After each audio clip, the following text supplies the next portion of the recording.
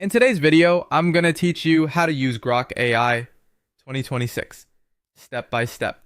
By the end, you'll feel confident crafting prompts, attaching files for context, speaking with the assistant, switching perspectives with personas, creating images with Imagine, and digging into the web using DeepSearch.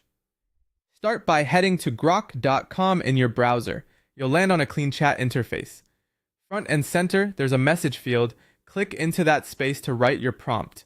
Think of this like giving clear instructions to a helpful teammate.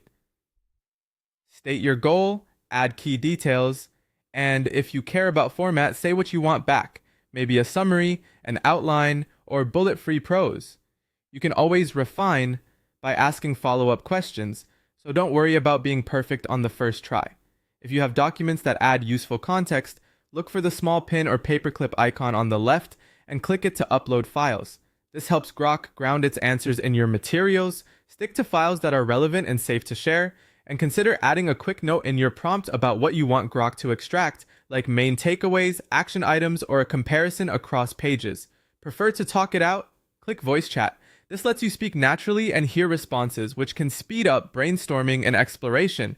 Try short, focused requests, pause to let the model respond, and then guide it with clarifying questions.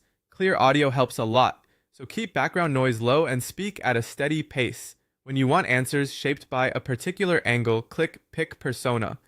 Personas adjust tone and perspective, which is great for role-based feedback, alternative viewpoints, or teaching styles. If the vibe isn't quite right, switch personas and ask the same question again. It's a quick way to compare approaches without rewriting your prompt. To generate visuals, click Imagine. Describe what you want to see in plain language. Subject, setting, style, lighting, and mood. You can also mention composition or color palette. If the first image isn't perfect, refine your description and iterate. Small tweaks like changing time of day or camera angle often make a big difference. For rigorous online research, click DeepSearch.